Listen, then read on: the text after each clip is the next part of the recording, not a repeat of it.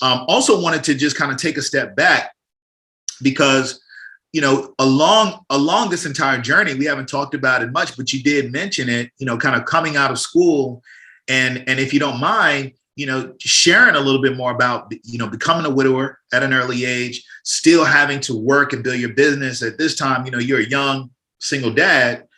What was that process and what was that balance? I really want to know, like, what the balance was like from a business standpoint, still moving forward with that additional responsibility, first as a caregiver, then as a single dad.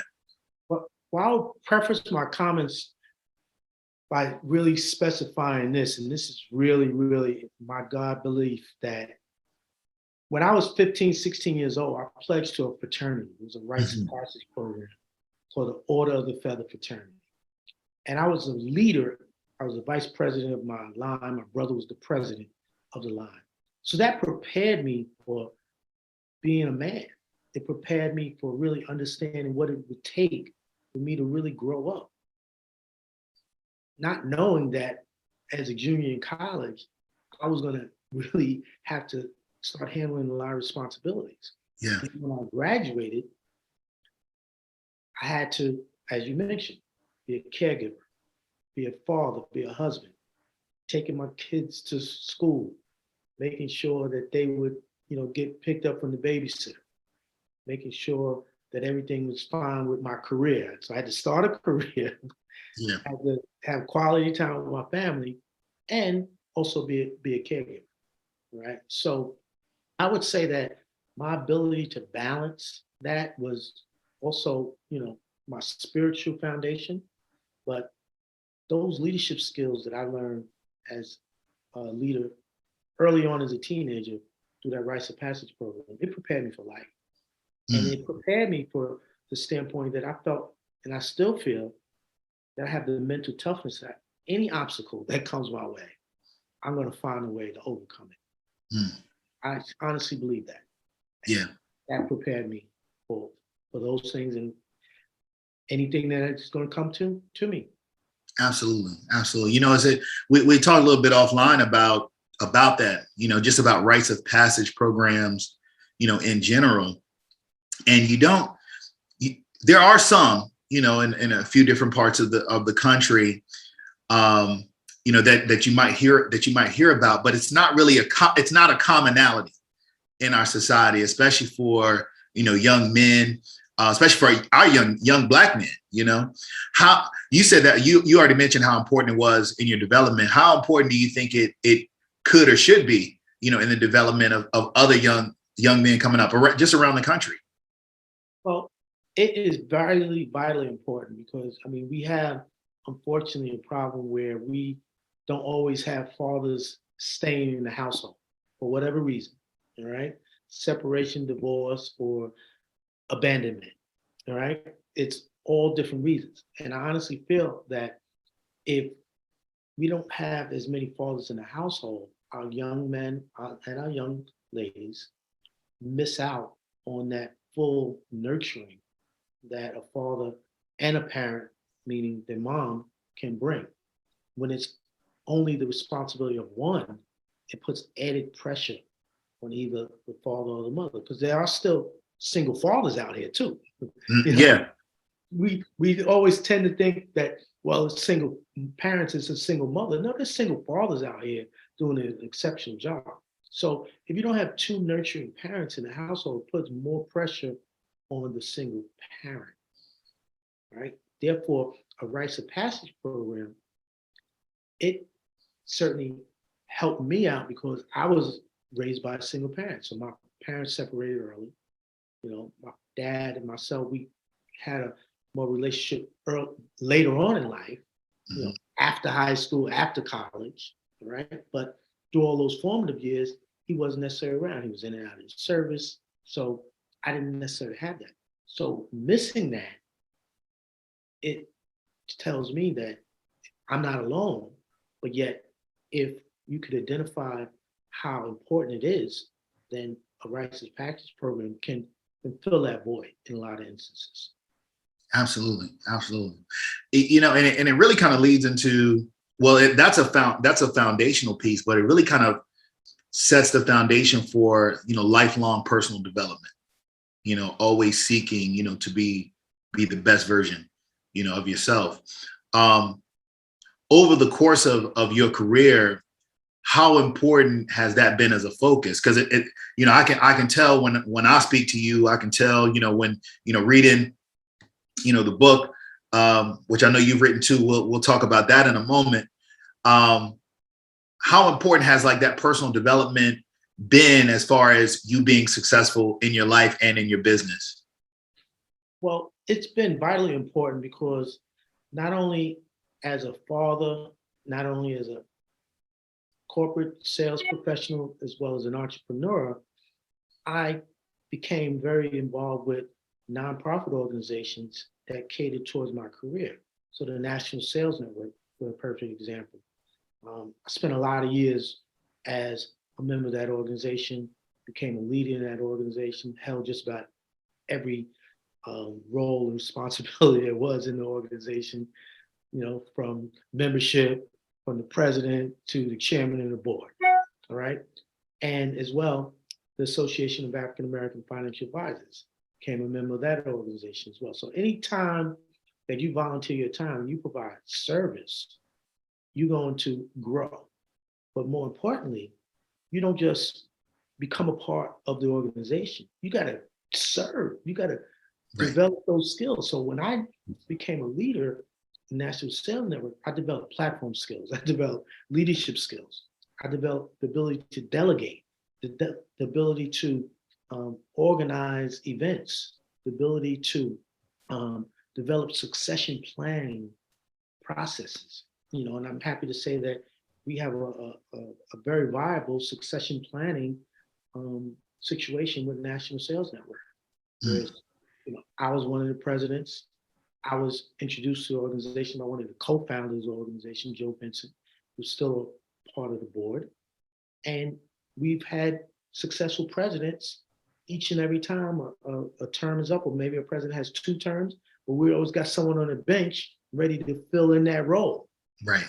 Right. Always got someone on the bench. So that succession plan is so key. And for me personally, my personal development continues because I've had to take introspection. Like when I've had to get let go or had to pivot through the pandemic, or when I let go of Merrill Lynch, or when I became a widower, you always have to course correct. Yeah. If you don't have the skill set to do that, you don't have the mental toughness to do that, or the fortitude to understand that things are changing.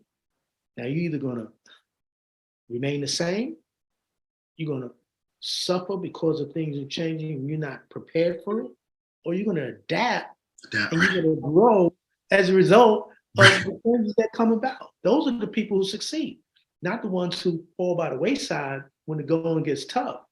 The ones who rise to the occasion when the going gets tough, and you learn from those experiences and you bring people along with you. And so my children, their peers, or brothers in my fraternity, or brothers in a sales networking organization, they can see through my perseverance that it can get done, regardless what is in front of you. It can get done. Yeah. Yeah. No. How do you continuously, stay motivated with that? Like, what's your process for like just keeping going forward? Because you've been in business for a while. I mean, when people see the video, they're gonna be like, how he been in there for a while? Because you said you spent 15 years at a company you started in 1991. They're like, that's impossible looking at this guy. But how do you, at this point, you've been successful. You've been successful in multiple avenues, but even in your latest and current endeavor, as far as being the author, as well as the financial educator, financial services, you got assets that are under management now. You're kind of rolling in the space. What keeps you motivated to keep moving and building on a day to day? My ancestors, my mentors. I've watched people succeed. I've seen where my ancestors have had to suffer or had to sacrifice. So they have paved the way for me to succeed. So I feel that I have to now pave the way for others to succeed. And the only way for me to do that is for me to continue being the best that I can be and showing that regardless of what may come about in business, in family, in society, we can't allow excuses to stand in our way. A lot of times people unfortunately make excuses, but you got to overcome obstacles. That's right. You have to really have the fortitude to say that I'm going to find a way to make this happen. You know, from a family standpoint, my children, my grandchildren, my family, you know, is very important to me. So I know that I don't envision myself ever letting them down. That's one right there. You know, not that's one to take right there. Like, you know, I don't envision myself letting my family down. That's because that why, like having a why in this business is typically what's the driver of success. And that one right there, not letting my family down. That's huge. That's huge. That's good. That's good. So let's talk about the family. Let's talk about the drive. Let's talk about the ancestry. Let's talk about your faith, purpose, and the legacy. As a matter of fact, you know, let's talk. So I know there's two books. This is one. Talk to before we dig into this. Let's talk about your other book as well. So there's two books. What are the titles of the two books? Right. So my first book is Faith plus Purpose equal Legacy, and the second book is Our Stories, Our Voices, Black Men Speak Our Truth. I self-published the first book, and that book was intended to show the importance of fatherhood, you know, and I always wanted to be the best father that I can be, not necessarily growing up with my dad. When I became a dad, I was like, I want to be the best dad that I can be. And when I took the book to the company that was helping me write it, they said, well, you know, there's a lot of dads out here, and you're not an athlete, you're not a celebrity. What's going to make you different to talk about fatherhood? Yeah. But if you turn it into an educational book, it may be more receptive. I said, okay, I can relate to that. Well, what am I good at? What do I know? I said entrepreneurship is what I know. So I tied the book into being a father and showing a relationship of how entrepreneurship education can help keep more fathers in the household through the 7 steps of teaching entrepreneurship and strengthening our communities through these 7 steps, right? Because we can build leadership skills for our children, character building skills for our children, and then parents can show a good example by being entrepreneurs, keep multiple streams of income. You're going to keep more fathers in the household. Thus, we can strengthen our communities through entrepreneurship education. That's the first book. Yeah. The second book, I was a co-author of that book, and I was a co-author with 11 other gentlemen, doctors, lawyers, nonprofit organization leaders, teachers, myself being an entrepreneur. And basically, we talk about our stories. We talk about overcoming adversity. We talk about never giving up. And despite what obstacles were in our way, we find a way to maintain a level of success. My chapter was on success principles. And I really focus on, you know, my mentoring, my ability to learn platform skills, my ability to give back through the National Sales Network, as well as Association of African American Financial Advisors. And again, paving the way for others as the path that has been paved for me. So those are the 2 books that I've written.